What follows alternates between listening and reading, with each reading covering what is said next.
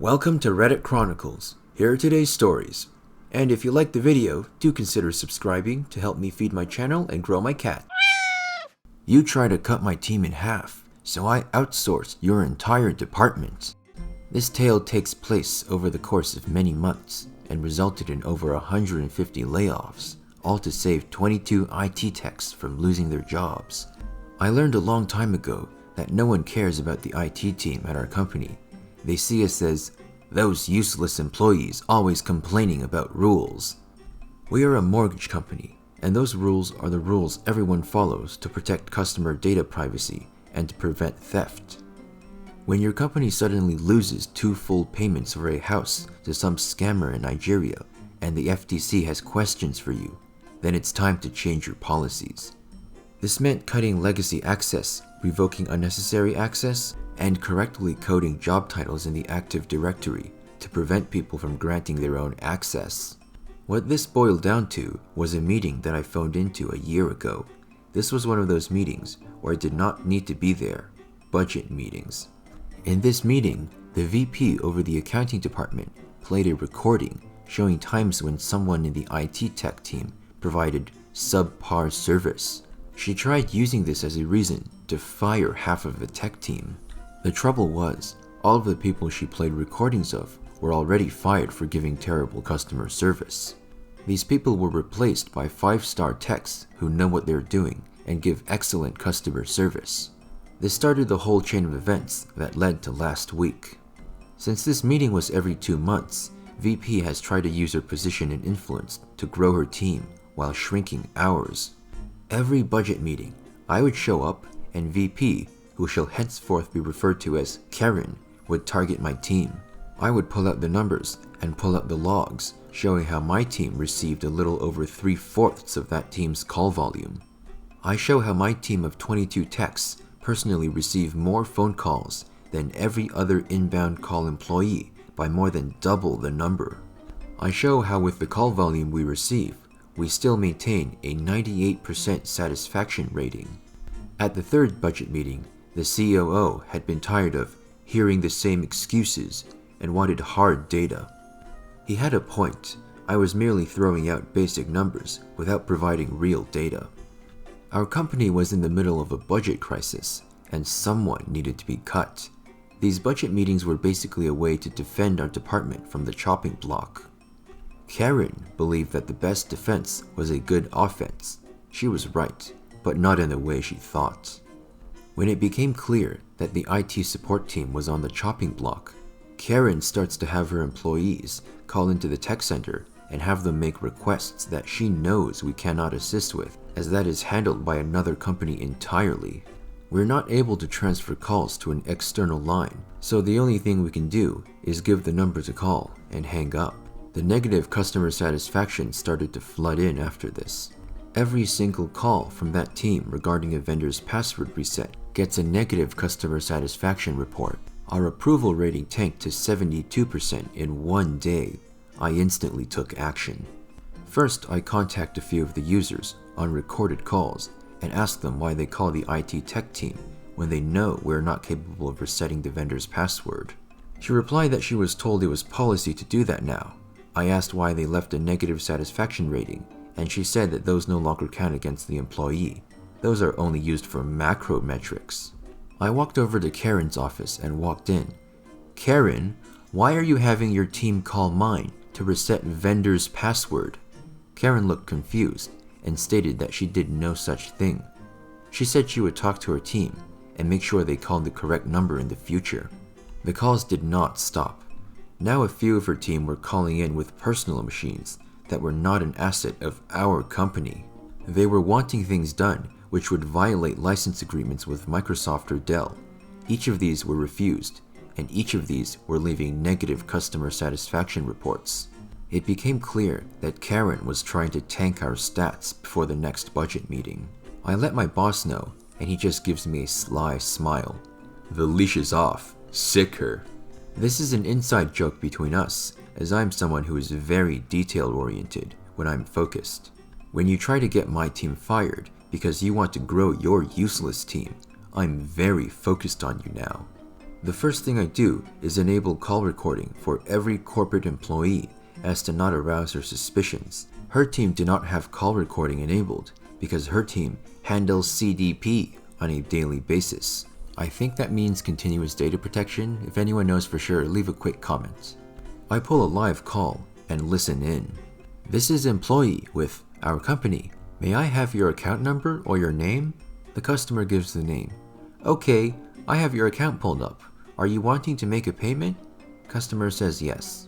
Are you authorizing me to go ahead and make the withdrawal from the bank account we have on file? Customer agrees. Okay, payment is processing. You will be notified in X days when it's complete. Your next due date is this date. Customer thanks her and he hangs up. Entire phone call was 1 minute and 22 seconds. Short phone call, so I listened to another. Similar situation. I listen to another and get the same thing. I start seeing a pattern here, so I go through the rapidly building log and see that all the phone calls are usually less than 1 minute and 20 seconds long. It takes well over an hour before an anomaly occurs, and I see a 5-minute phone call. The customer needed an extension, and the employee was authorized to give her a 30-day extension to avoid a late fee if she would make a double payment next month. The person on the phone agreed. At this point, I also turn on customer satisfaction for her team only. I expected a largely similar rating as my team. I was not prepared for the nearly 50% rating that steadily dropped. My boss comes over to my desk as he's getting the email notifications for the sub 75% customer satisfaction rating and was flabbergasted at the sheer volume of negative reports. It's now clear there is no choice but to examine this further. I assigned 4 people to review the negative calls from the other team and have them all. The amount of employees being downright rude to customers, not other employees, but paying customers over the phone was shocking. The negative tones in their voice, the unwillingness to fully answer questions, the extreme lack of empathy, and the shocking lack of mute button use was too much. Then came another shocker. The number of customer-facing employees was ridiculous. 152 employees to handle roughly 30% more calls than my team of 22. I called the CIO. CIO, what you got for me? Me, I have something for you. It's incredibly evil, depressingly accurate, and can probably save the company a ridiculous amount of money. You know this is the second time you have said those exact words to me, right? Yup, but there's something I need to know first. I'm not currently authorized to know it, and I need to request it in a way that would not set off any red flags. What is it? The starting pay scale for all account employees. Tell me your plan. The next budget meeting was not a budget meeting. It was an IT tech defend yourself meeting. The COO directed it and let Karen speak first. Karen pulled out the same stuff as before, calls upon calls to our group that were cherry-picked, as well as listing off dead zone times when we had people working but no one calling in. Then went on about how they could cut our group in half and hire more account employees to reduce the workflow.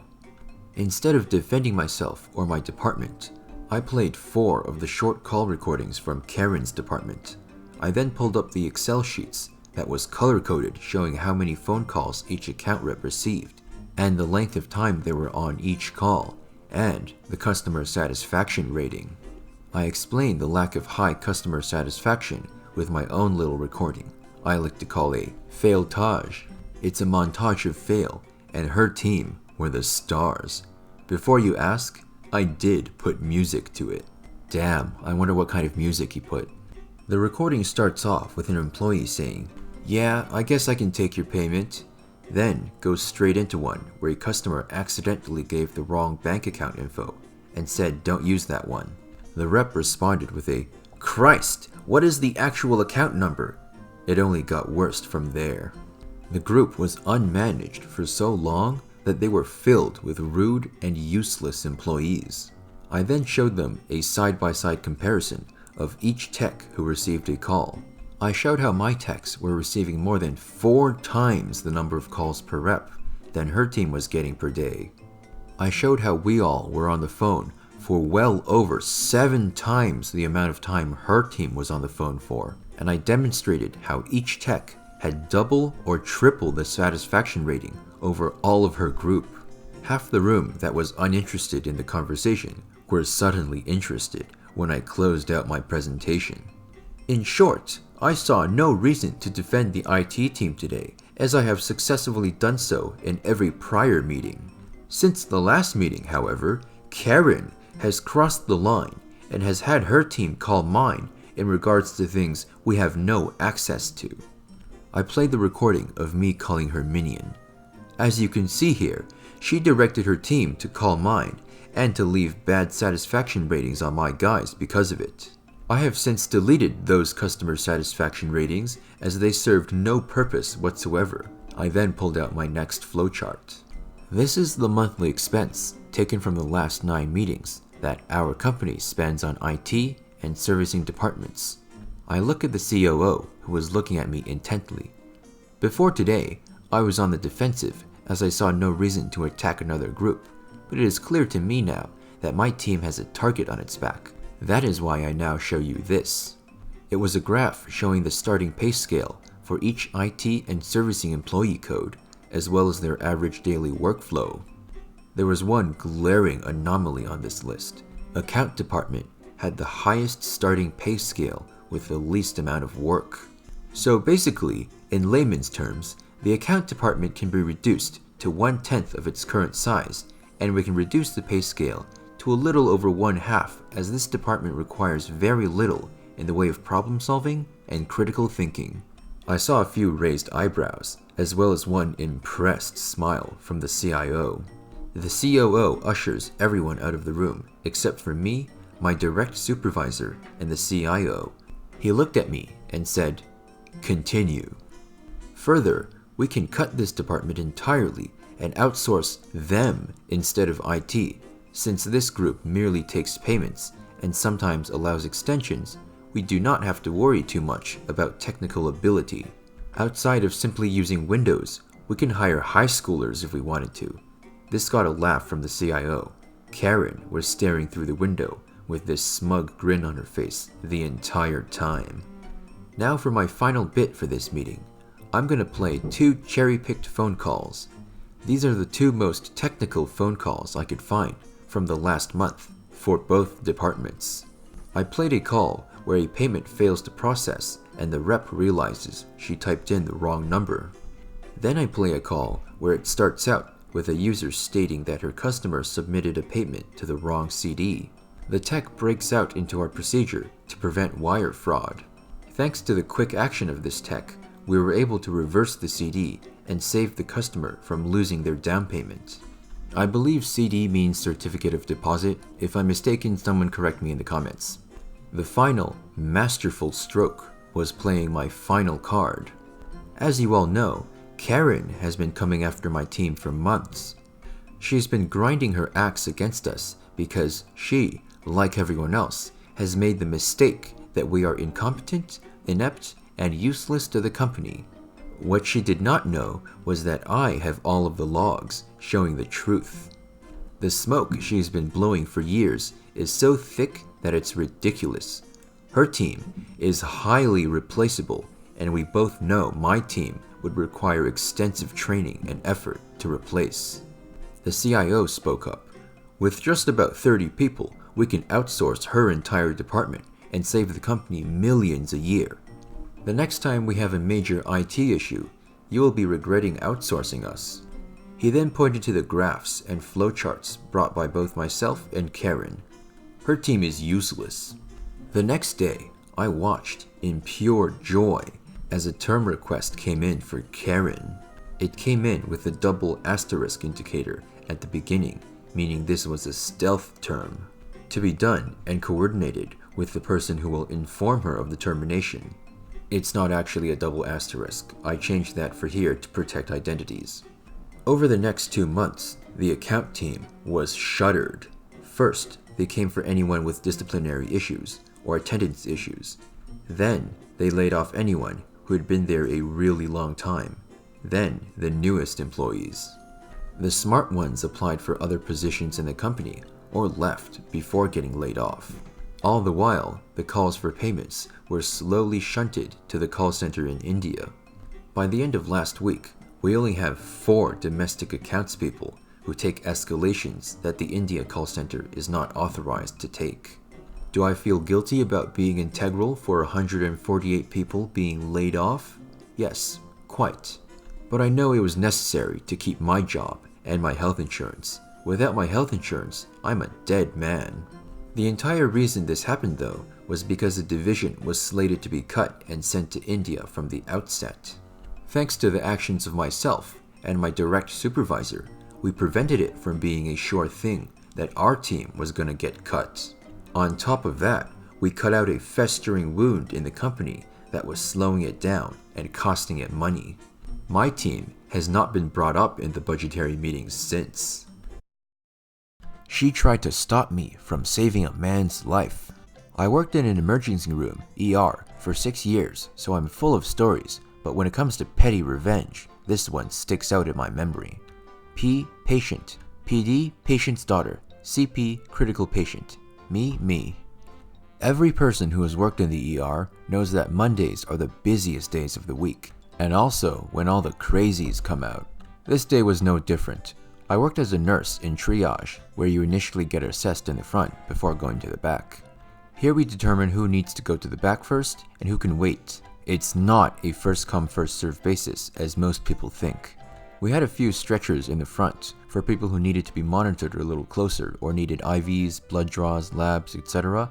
There were 6 stretchers, but this day was so busy, all 6 stretchers were filled, plus 5 more in the hallway. This lady comes in on an ambulance, but because her symptoms did not indicate an emergency, she was placed in stretcher triage to wait her turn. She was in a lot of pain.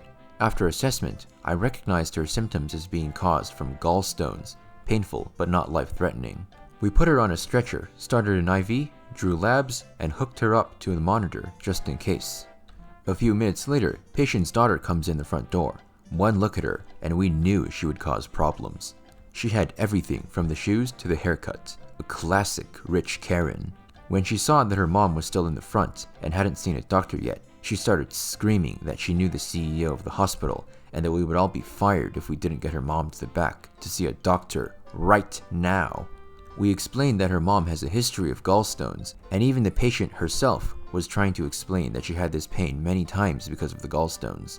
We explained about being really busy and that there was no rooms available in the back, and we would get her back as soon as we could. She eventually calmed down, but was still antsy.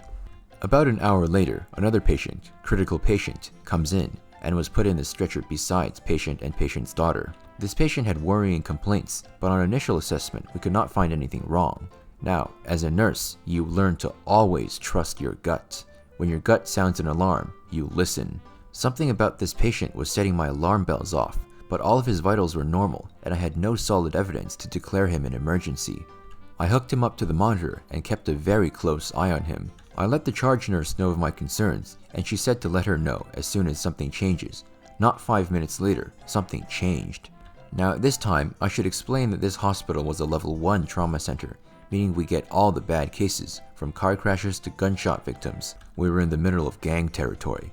Since we had to be ready for any traumas, life-threatening injuries, we had a room with 3 beds that was closed off from the rest of the beds because traumas usually involved a lot of people and a lot of blood. Even on busy days like this one, those rooms were empty unless there was a trauma patient. Now, back to critical patient. I was taking vital signs of patient when I looked over to critical patient. I noticed a worrying change in his rhythm and stopped with patient to start assessing critical patient to see what was going on. That did not sit well with patient's daughter. She actually grabbed my arm and told me to finish with her mom. I jerked my arm free and said I had to make sure critical patient was okay. As I turned around to critical patient, his rhythm went into VVIB, life-threatening rhythm. I called the charge nurse to inform her of critical patient's condition, all while unhooking critical patient from the monitor and throwing his bed into drive. As I started pushing him back, patient's daughter actually jumps in front of the stretcher and stops it. She's screaming that her mom was here first and needed to be seen before critical patient, and screaming that I was a liar and that she was going to get me fired. I'm usually a mild-tempered person, but knowing critical patient was literally minutes away from dying, and I said to patient's daughter, "You have a choice. Get out of my way or get run over," as I started pushing the stretcher forward. Now, I'm really good at pushing stretchers fast and getting the patients where they needed to go in a hurry, one of the reasons I was part of the trauma team. Patient's daughter tried to stand firm, but she saw I wasn't going to stop and jumped out of the way just as I was an inch from hitting her. Unfortunately, she did not move fast enough, and I ended up running over her foot. At this point, I didn't care and got the patient back to the trauma room, leaving patient's daughter screaming, lying on the floor. We spent about 30 minutes on critical patient, but he ended up dying. By the time I got back up front, patient and patient's daughter had been taken to the back to see a doctor, but my charge nurse warned me that they were filing a complaint against me. A few days later, the actual CEO of the hospital came to visit me on my next shift. He was known to be a kind and fair man. Since this happened during a time before cameras were put in, the ERs had to take what happened from the word of mouth. Apparently, patient's daughter said I assaulted her several times and put her mom's life in danger by not assessing her properly, and that I should be fired. Turns out patient did actually have gallstones and nothing else.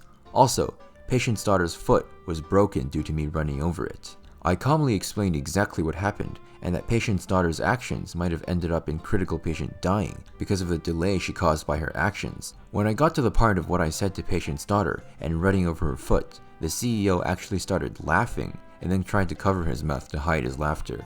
He explained that patient's daughter was a friend of his sister and that he knows what kind of person she is. Not only did I not get fired, he put a personal note in my file, praising my actions. On my next review, I got a large raise, plus a bonus, thanks to the CEO's note. Tries to destroy my orchard. I bankrupt her and get her house torn down. Sorry, might be a bit long. TLDR at the bottom. Well, let's start a few years in the past. My great-grandparents planted an orchard. It is now at least 120 years old.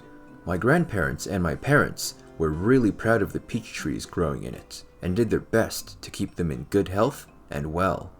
We always threw a big party when the peaches were ready to be harvested and invited all of our friends and neighbors to it. I loved those parties. The neighbors on this property to the south of our orchard were particularly fond of our peaches. They were a bunch of fine old people, and me and the old man, Sam, were pretty good friends. He taught me a lot about woodworking with hand tools only, and we had some great evenings in his workshop, and we finished many a good whiskeys in there together. In return, he got a lot of fine peaches, marmalade, homemade peach liquor, etc. Sadly, he died a good 10 years ago. Cancer is a real. His wife followed soon after. Many suspected it was of a broken heart. They had no kids, so all of their property was left to the state, except his tools and whiskey collection, which he had gifted me a few weeks before he died. In comes Karen. That name speaks for itself. Haircut, attitude, the whole deal. She bought the property of my late neighbors. We hadn't had the kind of money to buy it at that time, as we'd met some dire straits the years before, and all our savings were gone. The first thing she did, before she actually moved in, was to go around making demands of the neighbors on the surrounding properties. When it was finally our turn to listen to her gibberish, she told us that we needed to remove half of the trees, as the leaves were blowing on her property. We told her in a polite way that we won't comply with her demands, as the orchard is a vital part of our family heritage/tradition/life, and has been there for at least 120 years. She was pretty pissed, but did nothing for the time being. There are some things you need to know before I continue with the story. The workshop I mentioned before was situated right at the border of our property. It was a small timber-framed building, at least 160 to 180 years old. The regulations in my state are pretty strict concerning old structures. Every structure over 100 years is protected, and you need a special permission to tear it down. Failing to get this permission can lead to a hefty fine. To get the permission to build a new building, it has to be up to code, and you have to ask your surrounding neighbors, and if they agree, you're good to go. Except there is one specialty in my country. You have to keep a certain distance to the border of the property to allow emergency services full access to your property. If one of these requirements isn't met, the building is illegal, or at least only partially legal, and can be actually ordered by court to be torn down. That might come in handy later. So, Back to Karen. After our first encounter with her, she did her best to pester the whole neighborhood. She got the neighbor's dog put down because he allegedly attacked her brat. It later turned out she faked the attack. The dog was the sweetest and most innocent dog you could imagine. A Bernese mountain dog, big but a real teddy bear. Anyways, she later got us to stop doing our annual peach parties, as she called the police every time for various reasons. Noise complaints, we had a band playing there in the afternoon. Arson, we lit a fire in a designated fire pit in the middle of our property. She called the ATF on us, allegedly making moonshine. My dad had a license to distill for our own consumption. In short, she was a real pain in the bum-bum, and after 3 years, we decided it wasn't worth it to deal with various officers and law enforcement agencies every time we threw the party, and we decided to quit. After she had reached this goal, she resorted to pestering us to remove the orchard. We didn't cave in, and some things started to get really fishy. Somehow, the tires of our trucks got slashed, eggs got thrown on our farmhouse, our cat disappeared and surfaced a few days later in pretty rough condition. It looked like somebody had tried to cut his tail off. Don't worry, he healed up completely, but we actually couldn't prove that she did all that. Then came the day she made her biggest mistake. She had a company come in a sort of secret operation, and tear down the old woodworking workshop overnight. 2 days later, they started building a big garage/recreational center/house right where the shop was, but she missed one fine detail, which got pretty important later on. She didn't ask for our permission, nor for the neighbors. A short while later, the trees right next to her property started to get sick. The leaves turned brown in the middle of summer, and the branches started to die. We lost 4 trees before we figured out the cause. Somebody had driven long copper nails into them. We had a suspicion, but we couldn't prove it. So we put up some trail cameras, perfectly legal, as it was on our own property. We caught her red-handed. My dad confronted her. She apologized, and my dad, being the way too nice guy he is, wanted to let her get off the hook. But not me. The nail she drove into our oldest tree was the final nail to her coffin. I started to investigate. I had some friends at the administration of our county and asked them to do some inquiries. Turned out, she hasn't applied for permission to tear down the old shop, nor for permission to build a new building. I further did some inquiries on the borderline of our property. Turned out, the old markers vanished over time, and her building was about 3 feet on our property. After I had gathered all this information, I presented it to my parents. At first, they were reluctant, as they didn't want to start a neighborhood clash.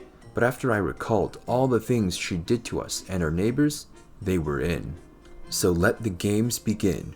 First, we called the authorities on her for tearing down a protected building and presented them with all the evidence we gathered. Then, we called the building authorities on her for building a building without permission, not up to code.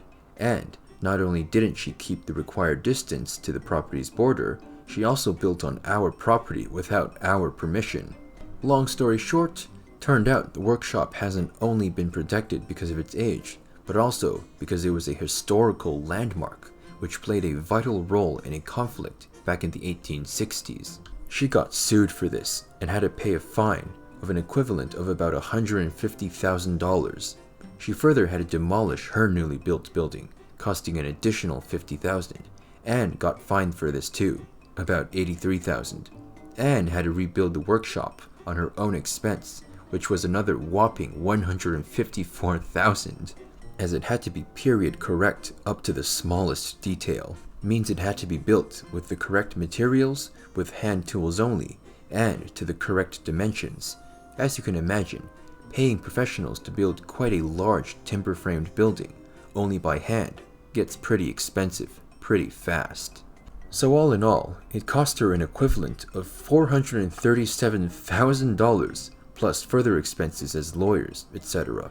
This caused her to go bankrupt, so she had to sell the property in the end, which my parents bought, by the way. Last I heard of her was that she moved back to the big city. Drive long, sharp nails into my fence? Kill my vine? Enjoy the weeds my siblings with. Not sure if this counts as nuclear, but was told to post here. So here goes. TLDR at bottom. This happened in the summer of 1974, when I was 4 years old. When I was a kid, we had a next door neighbor who was a total mega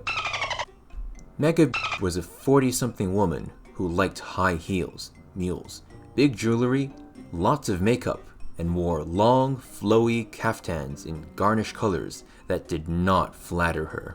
She had a big perm, remember, it's the 70s, a huge and was notorious in her neighborhood for being an entitled twat. Her favorite thing was to go onto neighbors' landings, either early in the morning or late at night, and steal decorations and potted plants, which she would then just put in her back garden. She once even dug up someone's small tree out of their front yard because, according to the neighbor, she felt it would look better in her garden. Total. For the most part, she left my family alone. My family has a take no shit rep in the neighborhood, and she knew it. Only glare at me and my sibs when we played outside. She hated kids. Sadly, that didn't last. One day, one of my sisters got badly sliced by a long nail when she went to pick flowers off the passion flower vine on the fence. Important later. Turned out Mega had hammered dozens of long nails into our fence so she could hang potted plants she'd most likely stolen. The leaves on the vine had hidden them until my sister got sliced. She had to get a tetanus shot, which made her sick all day. Mom was pissed, so she went out and actually spent the rest of the day hammering each and every nail back out through the fence and back into Mega's garden, causing many of the pots to fall and break. This is probably why she did what she did. About a month later, my mom goes into our kitchen and sees a man in our yard. She goes out and asks, "What the F are you doing?" Guy tells her he was a gardener and had been hired to get rid of the vine on the fence. Mom asked him who hired him to do this. "The owner of the fence," he told her, and gestured to Mega's house. Mom told him, calmly, since none of this was his fault, that it wasn't Mega's fence and she was the owner. The poor guy was horrified. However, the damage was done. He'd already cut out the hardwood and roots, and now our vine was dead. After the poor guy left, Mega stiffed him, we found out later. Mom went to Mega's house and confronted her. That didn't even deny it, just laughed in my mom's face and said, "I did it! So what? It's not like you can do anything about it!" Then sauntered back into her house. She'd just messed with the wrong family. 2 days later, Mega went on a 2-week vacation with her husband and to Cabo. Revenge time. The day she left, my older siblings, along with a family friend, decided Mega's back garden needed improvements. So they climbed the fence, went into her garden, dug up all her pretty flowers and small trees, and carted them out, along with the stolen decorations, and replaced them with high pollen weeds, quick-growing ivy, and lots of poison oak and poison ivy that they'd carefully dug up from a nearby state park. I was too young to help, sadly. We then temporarily moved our 3 dogs into our backyard. Neighbor was afraid of them, despite the fact they were 2 Pomeranians and a small mutt. We also had an 8-foot fence, which was too high for her or her husband's fat ass to climb, so we knew our garden would be safe from her. My family excitedly waited. When Mega got back and saw her new and improved garden, she threw the biggest, most epic tantrum and meltdown we'd ever seen. It was spectacular. A whole class of sugared up, pissed off preschoolers couldn't have thrown a bigger tantrum. From the top of the fence, we all watched. Dad took the day off to see the freakout, as he put it, as Mega screamed and ranted, pulled her hair, kicked the weeds, and threw anything she could get her hands on, all the while cussing and screeching like she was getting a chili powder enema.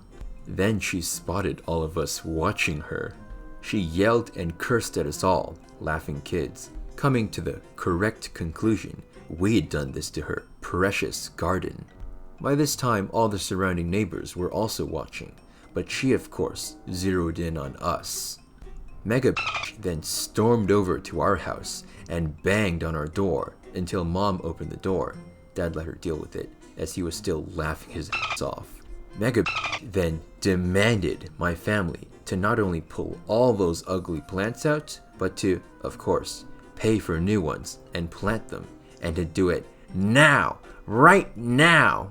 Our mom just looked at her, yawned, told her she had zero proof it was her kids. Mom knew, even sat and watched with me as my siblings did it, laughing the whole time. I think at one point, my dad even helped. Mom reminded her she had stolen tons of plants from the neighbors, had been caught blatantly stealing from their front gardens, yet was surprised that someone had retaliated.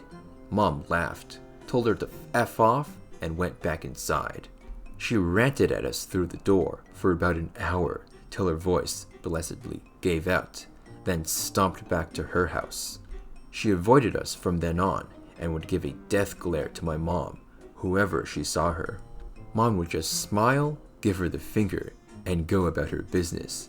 She was intimidated by my dad and wouldn't do anything when he was around, but Dad worked a lot, so wasn't there most of the time. We donated most of the dug-up plants to neighbors she'd stolen from, and returned the stolen ornaments and decorations to their rightful owners, if we found them, but kept 2 rose bushes, which we planted by our back gate, a ceramic hearth cat, which I still have, and a glass and metal Sinan decoration, nobly claimed. I have no idea what that is. If anyone could explain in the comments, that'd be great. Mega never did get rid of all the weeds, and didn't realize it was poison oak she was pulling, bare-handed, until she and her husband got horrible rashes over 1/3 of their bodies, and, I was told, in some very unfortunate places. Some people have been asking why Mom didn't use Mega's words. I did it, so what? It's not like you can do anything about it, then slammed the door in her face. She thought about saying that, but she was smart enough to A. Never admit to any alleged wrongdoing, not that anyone else in the neighborhood thought getting their stolen stuff back from the neighborhood was wrong, and B. Not admitting to anything made Megabatch much more subdued and paranoid, on the off chance it actually wasn't us, and made her more leery of all her neighbors. Made life in the neighborhood better in the long term, since from then on, no plants or decorations were ever stolen again.